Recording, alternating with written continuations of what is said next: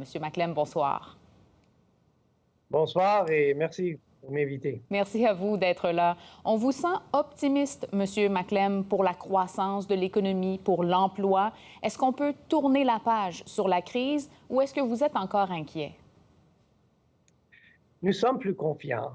La vaccination va très bien au Canada. Les restrictions de confinement sont assouplies et donc l'économie est en train de rouvrir. On a vu en juin une forte hausse de l'emploi. On anticipe que cela va continuer. Il y a toujours des inquiétudes. Le virus est encore là. Il y a les variants qui sont pas très sérieux au Canada, mais dans certains autres pays, ils sont plus sérieux. Donc, il y a toujours les incertitudes, mais nous sommes plus confiants de la reprise. Qu'est-ce qui va soutenir l'économie au cours des prochains mois? Quel va être le moteur de la croissance? Le premier moteur, c'est vraiment le consommateur. On anticipe que les consommateurs peuvent revenir à leurs activités de dépenses plus normales, aller au restaurant, prenez une vacance. Et donc, cela va stimuler surtout la demande pour les services qui étaient le plus affectés par cette pandémie. Mais de plus, on voit une forte reprise aux États-Unis. Ça va créer plus de demandes pour nos exportations. Et avec plus de demandes intérieures, les consommateurs, et plus de demandes à l'extérieur, nos exportations, les entreprises devraient augmenter leur investissement. Donc, avec ces trois facteurs, on pense qu'ils vont avoir une assez forte reprise pendant les prochains 2-3 trimestres. Une des inquiétudes, par contre, M. Maclem, pour les économistes, pour les Canadiens, c'est l'inflation. On est déjà à 3,6 %. C'est un sommet en 10 ans. Mais vous dites que c'est temporaire. Qu'est-ce qui vous fait dire ça? Il y a plusieurs raisons pourquoi on pense que c'est temporaire. Premièrement, les prix de beaucoup de choses maintenant, ils sont élevés, mais ils sont élevés vis-à-vis qu'est-ce que c'était un an passé. Et un an passé, les prix de plusieurs biens, par exemple, le pétrole, étaient très bas. Donc, les prix vraiment ont normalisé vers qu'est-ce qu'ils étaient avant la pandémie.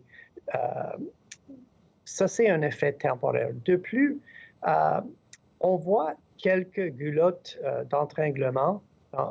Qu'est-ce qui arrive, c'est la demande pour quelques services, quelques biens revient plus vite que l'offre.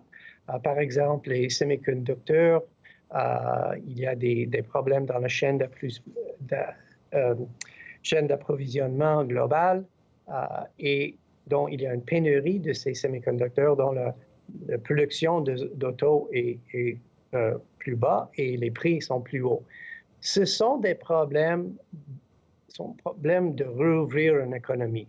Mais avec la réouverture, on pense que les entreprises vont trouver des manières de résoudre ces problèmes d'offres et donc l'effet sur les prix, sur l'inflation sera temporaire. Je veux souligner que si ce n'est pas temporaire, on sait quoi faire. On cible l'inflation, on a des outils et on est capable et on va contrôler l'inflation. Justement, parce que dans votre rapport sur la politique monétaire, vous dites que le taux d'inflation va dépasser 3 %. Ça pourrait être davantage. Jusqu'où vous êtes prêt à tolérer l'inflation avant de hausser, par exemple, le taux directeur? Qu'est-ce qui est vraiment c'est important, c'est notre prévision pour l'inflation. Maintenant, on pense, pour les raisons que je vous ai données, et le fait qu'il y a encore beaucoup d'offres excédentaires dans l'économie. Le taux de chômage est haut. Il y a beaucoup de Canadiens qui n'ont pas un job. Cela met des pressions à la baisse sur l'inflation. Donc, c'est pourquoi, fondamentalement, nous sommes confiants que l'inflation va baisser. Si notre prévision pour l'inflation change considérablement et on pense que l'inflation va rester en haut de notre fourchette cible de 1 à 3, cela est un signe qu'on devrait avoir une politique monétaire moins de détente monétaire et une politique monétaire plus serrée. On va parler d'immobilier, M. Maclem. Dans les derniers mois, vous vous êtes inquiété de la surchauffe sur le marché. Selon Bloomberg, le Canada est un des pays du monde les plus à risque d'une surchauffe, d'une exubérance. À quel point c'est une menace pour l'économie?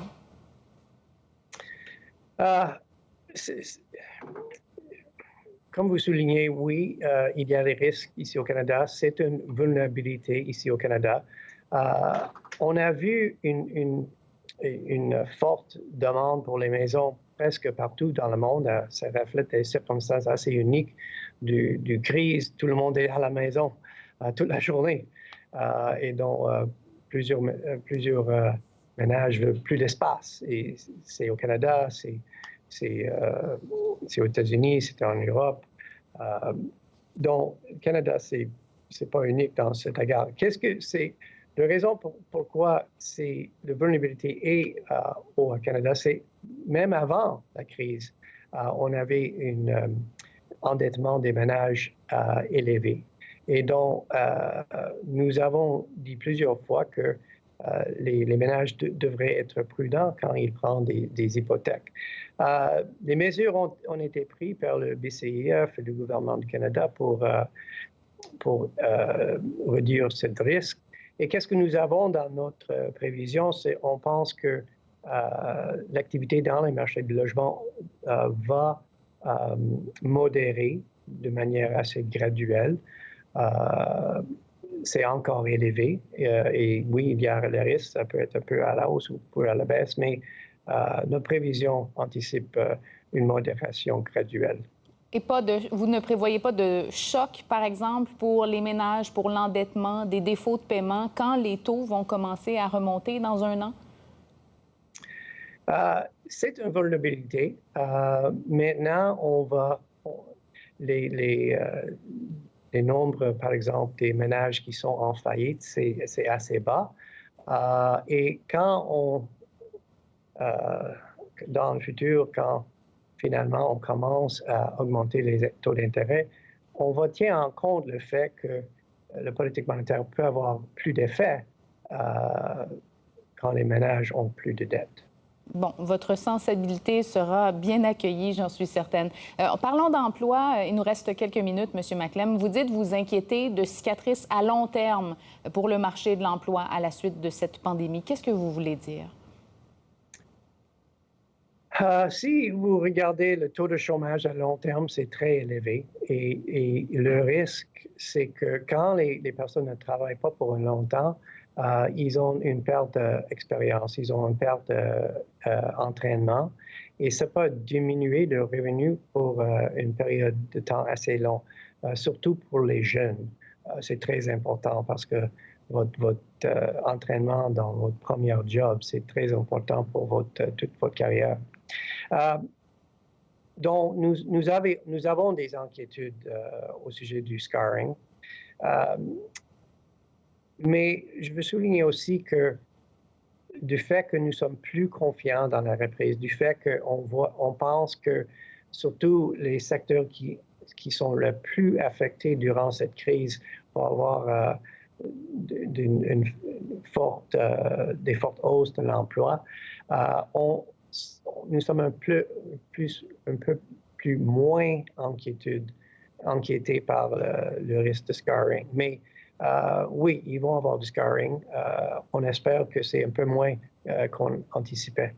De manière générale, M. Maclem, vous croyez que cette crise, on va tourner la page et donc vous prévoyez une accélération de la croissance là, pour les prochains mois?